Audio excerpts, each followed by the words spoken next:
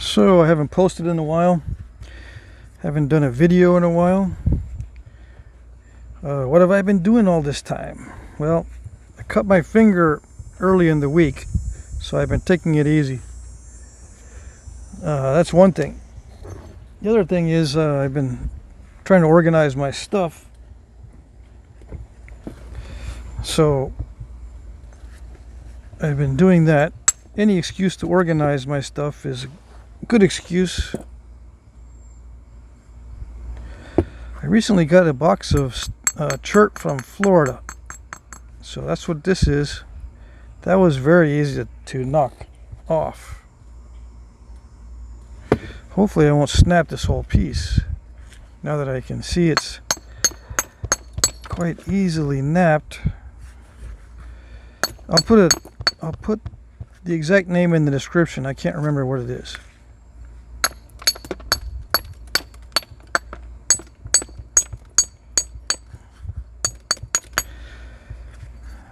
Let's see.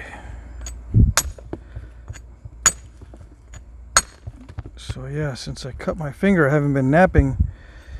So I'm going to be napping this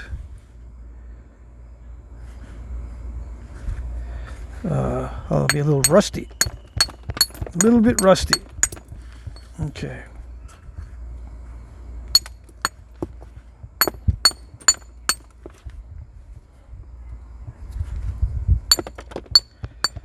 Yep, not natural tools this time.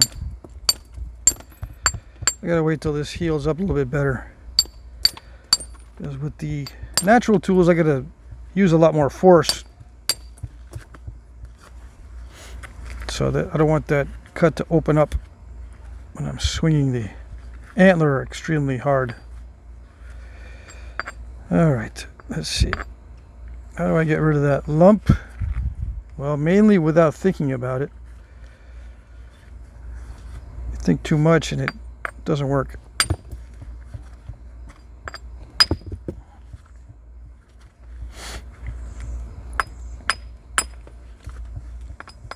It's kind of an odd lump.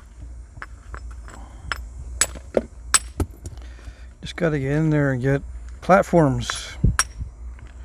That's the whole secret. Just get platforms set up somehow.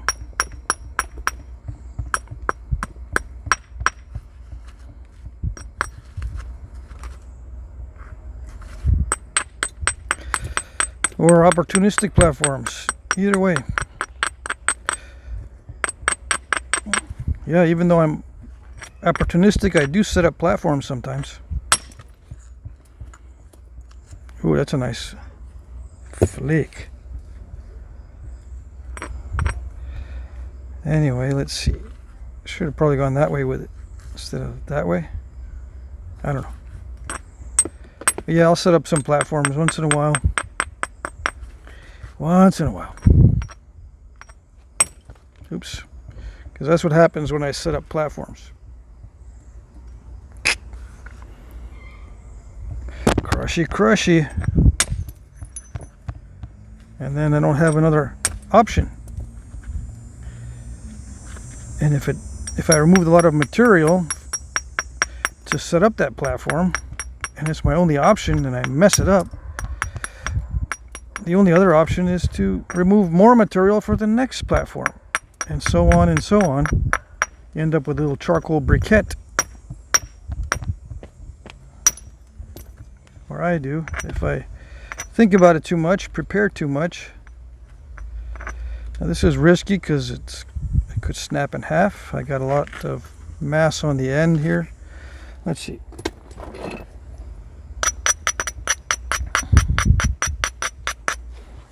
Take it down a little bit.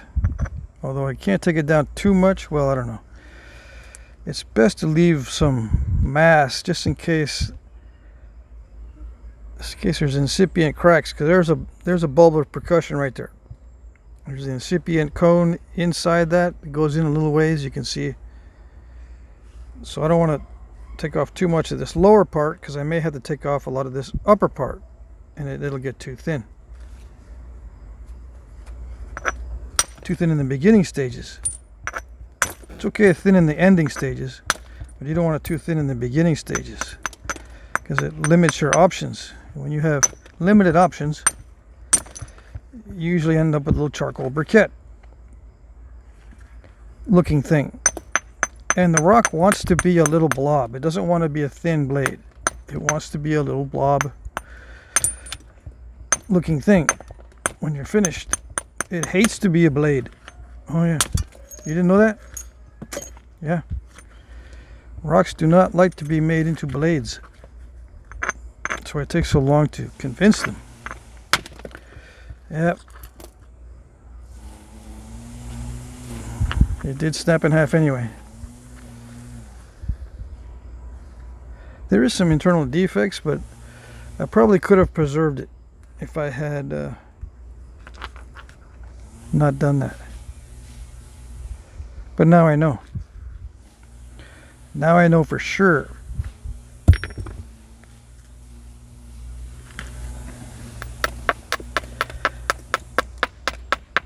And that's why long blades are so sought after and rare, because trying to make them is a real hassle.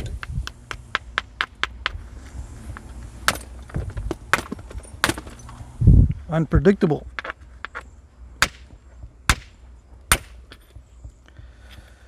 And you get reverse flakes. That's not too bad as a Spall.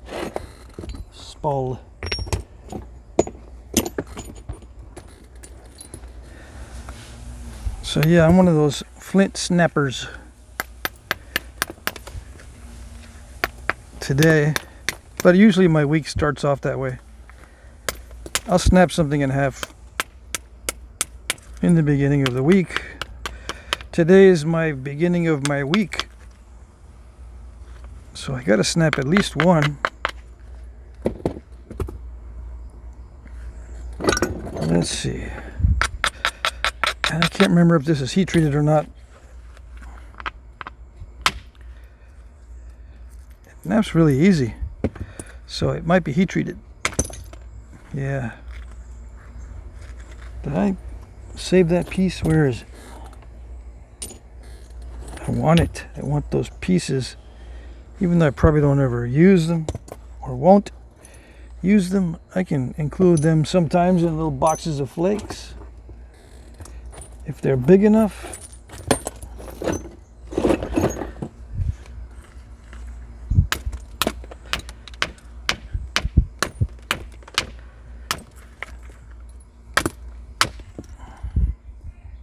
Yeah, this flakes very easily. Very. It reminds me of Novaculite. It's that brittle and that easy. Well, it's a little bit tougher, but I think you get what I mean.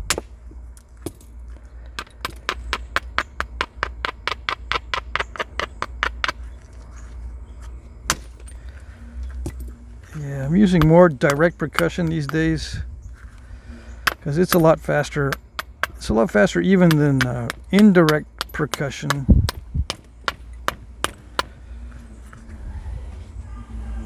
I probably should switch over, but I'm not going to.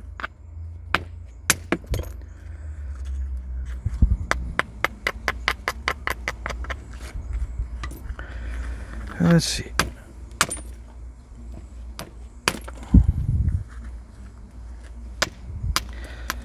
Yeah, well, with me, if I don't nap in a while, I get out of the mood and out of the mode, so I don't really feel like I'm in the groove today. Let's see. Got some new gloves, so they're very comfortable. That's nice. I should probably be wearing two, because that's how I cut myself, by not paying attention.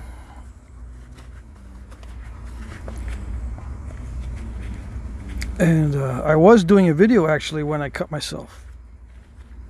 Yeah.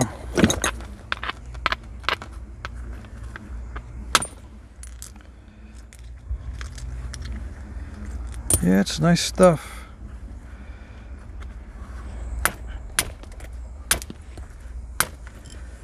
Yep. All right, I'll get another piece before I ruin that one. Let's see.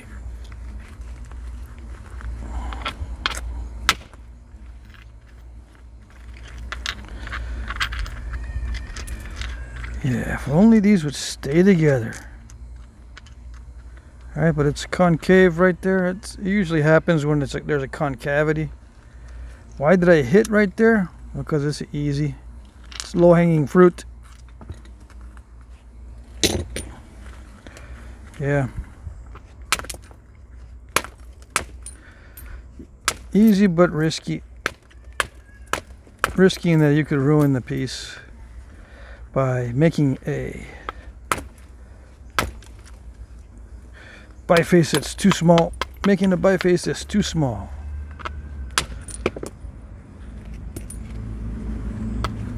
Nope, that's one reason why I don't use a glove on this hand, because I cannot refocus. I gotta be able to touch the screen.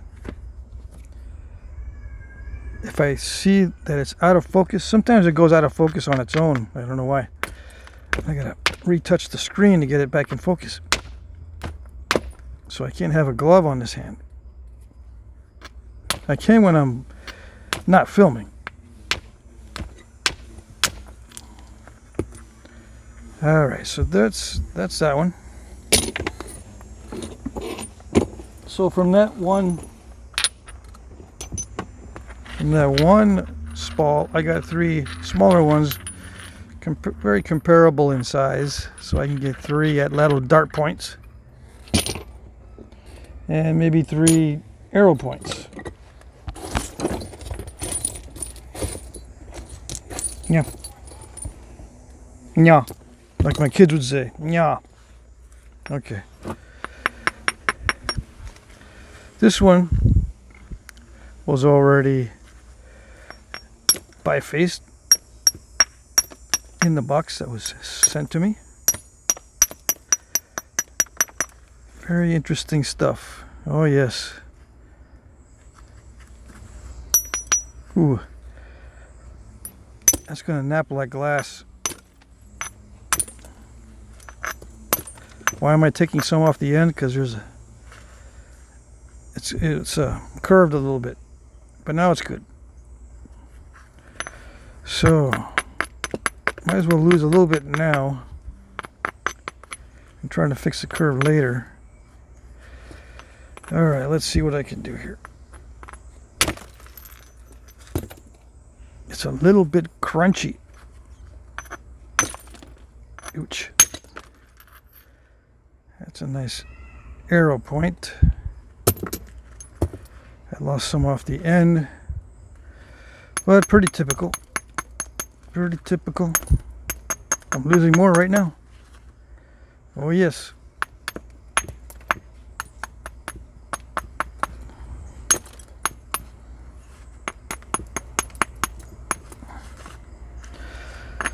Why do I not be more careful with the length? It's not worth it. It really isn't. Unless you have a lot of mass, it's really not worth trying to preserve the length. Unless you've got time to just meditate on the piece and just take your time and be tiptoeing through the tulips. Maybe you'll spend a week on one piece.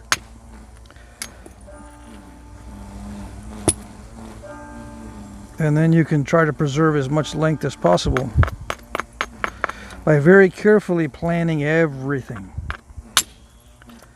And yes, you can spend up to a week on one piece. You can nap a couple hours a day on one piece for every other day. If you want to take breaks that long. If you don't want to take breaks that long, you nap it for 30 minutes a day.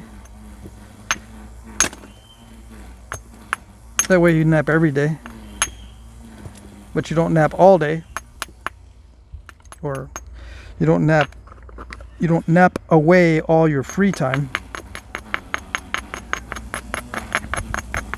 But yeah, you can spend time building platforms. You're not really building, you're reducing the area around the platform. You're exposing, a better word for it would be exposing platforms. Because you're reducing the edge to create the platform. You're removing material, you're not building anything, you're removing material, so. You're exposing the platform by removing material around it.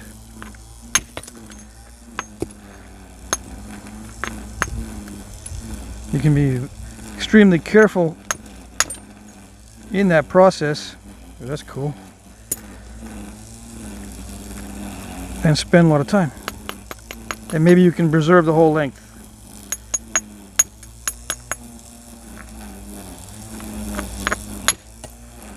So the moral of the story is, I'm not taking my time on this. It's expedient. It is expedient the way I do this.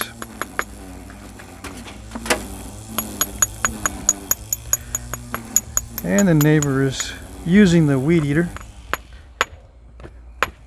Let's see.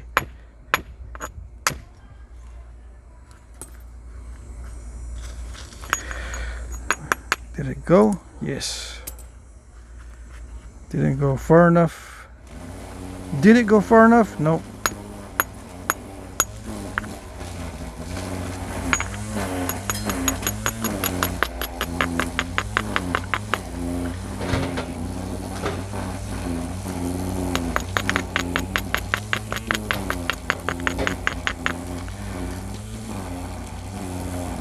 Now, should I take my time on this on video so I can show you what I mean by taking time on this? Nope, because I got other stuff to do. I can't be doing that on video. But all it means is, just you look at it more. You'd barely tap on it. You just very gently remove stuff that you would be a little more aggressive with normally. You just tone it down. You can't tone down when you need to really strike it hard. You've got to make sure you remember how to do that. Sometimes it's hard to remember how hard you need to hit if you're toned down and being very, very careful. And then if you don't hit hard enough, the flakes don't travel, you get step fractures and turtlebacks.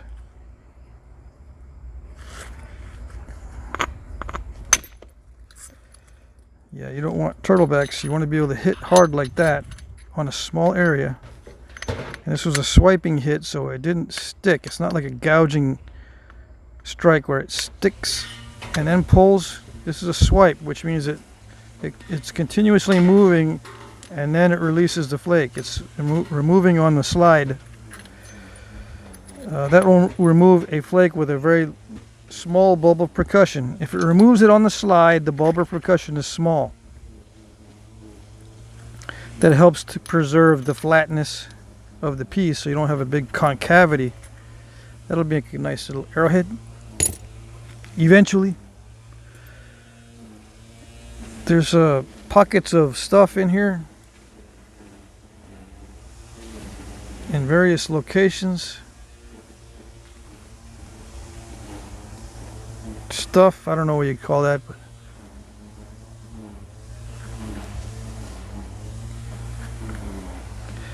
there's lots of it in this one.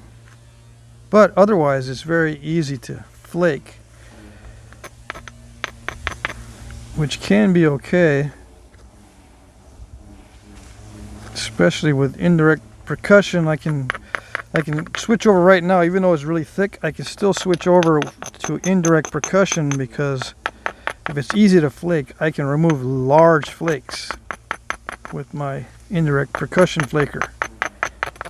With something difficult to flake, it's hard to remove large flakes with the indirect percussion flaker. Alright, yeah, I battered this up pretty good.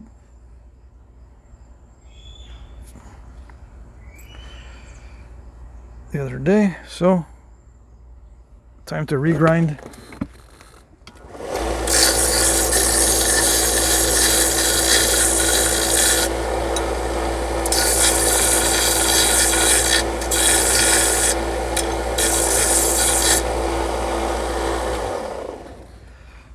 Much faster with the sander. Much faster. Let's just round it off. Okay. So let's see how this goes. Let's see. Yeah.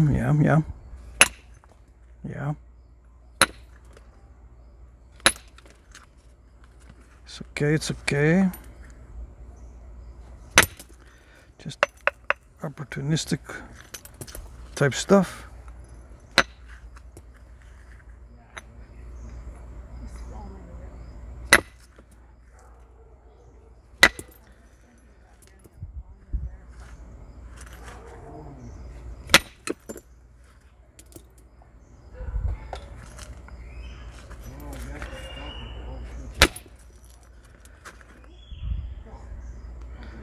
Yeah, not too shabby, not too shabby.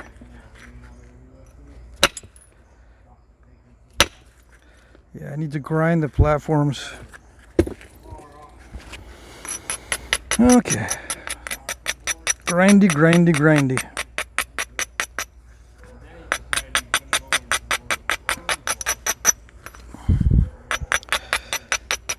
This stuff grinds easily. Now, most of my wear and tear on the gloves is from the abrading part where I hit the gloves with the abrader. That's most of the wear and tear. The other wear and tear is just rubbing against the stone itself.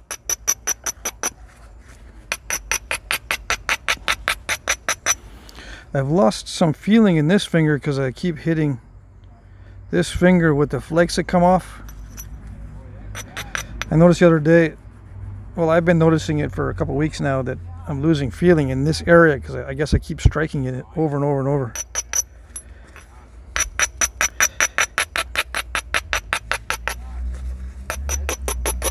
Yeah, I'll try to make a bunch of videos today and tomorrow. Now that my finger is feeling pretty good right now. But I cut it pretty deep. But it's not a big cut. It's a very very deep cut right on the side of my finger.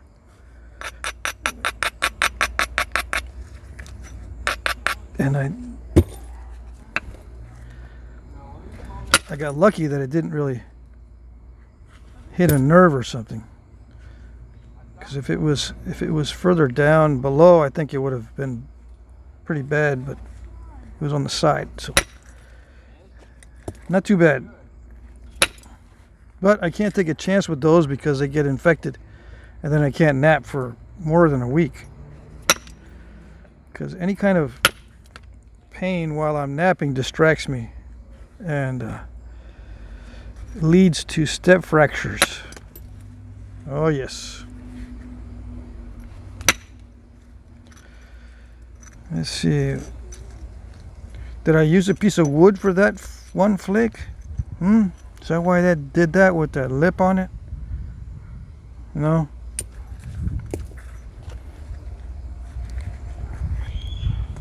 Just because you see a lip on a flake doesn't mean you use a soft hammer or a soft tool. Just FYI for you guys that are tuning in just now, or this is your first video of mine that you've seen.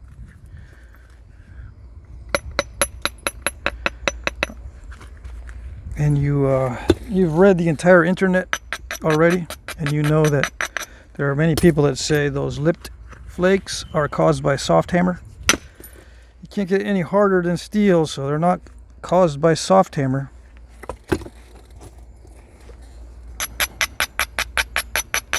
It's just caused by the way the stone fractures.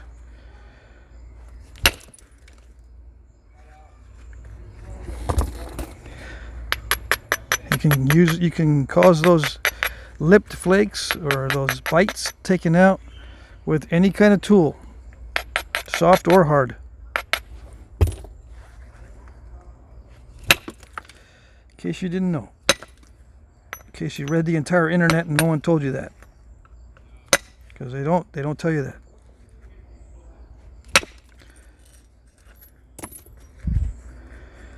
Okay. Now this is going to be tricky. I can tell already because it's shattery. As it gets thinner, it gets shattery. Most guys can biface big flakes. I mean, biface using large flake detachments. Big fat flake detachments, they can do a biface.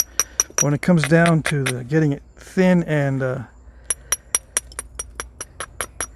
working with edges that are more delicate, they start crushing. The edges start to crush a lot. And they gotta, they say to themselves, well, I gotta build up a bigger platform, which means I've got to grind a lot, do a lot of edge preparation. It's starting to reduce the edge a lot. And oh yes, you're right. Strong, stout platforms reduce the edge a lot. You don't want to have that phenomenon, so you've got to, instead of rounding it off a lot, you've got to change the angle on it.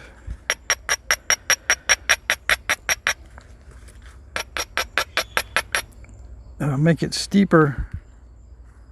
Like a cliff is steeper the more it approaches 90. So make the edge steeper so that when you hit, make it. I think the edge should be around 70 degrees from the. Let's see, 70 degrees from the horizontal. 90 from the horizontal is straight up and down. So 70 is not quite straight up and down. 60 is a little bit sharp. 45 is probably the sharpest you want to have a platform. I don't go any sharper than 45 degrees, I don't think. Yeah, with enough of an angle, you still lose some edge there, but it's not quite as bad as if you were to remove a lot of the edge and round it quite a bit. Rounding the edge reduces it too much. Although sometimes you just can't get away from it. You've got to round the edge, because the rounding the edge is the strongest platform possible. And yes, sometimes you needed to have the strongest platform possible. But if you can get away with just manipulating the angle and making it steeper, then that helps to preserve a little bit of the edge, and a little bit is better than nothing. You might still end up with something thick, but at least it looks real, Doesn't have to look perfect, it just needs to look like a real artifact or something that can be used. Oops. That one crushed. Would it crush less with antler? That's the main question. It's crushing. How do I fix the crushing? Sometimes you can't fix what it's doing. It's going to do it no matter what. With antler, with hammerstone, with steel, with copper, with aluminum, it's still going to crush. Sometimes you can find a material that is not so crushy on the edge. And yep, that's part of experimenting with it and taking a long time to knap that one piece. You take a flake. This might work a little bit better if I change up the tool. So you change the tool for the next strike. Well, that worked okay, but I'm thinking maybe something else might work a little bit better for me. Try something else. Yeah, the next one. Let's go back to the original and see. Maybe it was just a fluke. Change out the tools, change out the contour, do a lot more maintenance on it to keep it fresh. All that stuff can prolong the knapping experience. And you can take up to a week to do one of these. And maybe preserve more of the length than I preserved. But you can spend hours and hours and hours, and all of a sudden, dink, and the whole thing splits in half. And if you want to do production work, make a lot of points and maybe sell some of them and make other things with the points, other projects, not just sell the points by themselves, but maybe you're making spears or little darts or whatever, knives. You don't want to be spending all week on one point.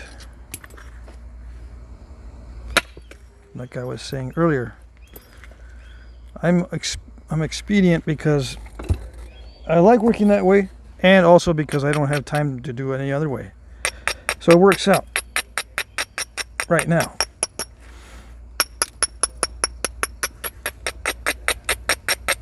So yeah, this 30 minutes, this is a stage where I start to sweat. So,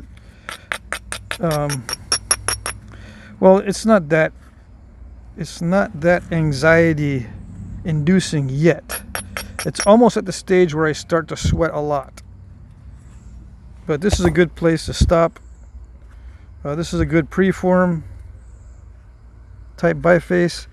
This here I've got to figure out in my mind how I'm going to attack this crunchy area right there. There's still a lot of nasty chalky looking stuff through here, so I can't really keep that in the finished piece, I don't think. I'm gonna have to nap that away, but I might not be able to.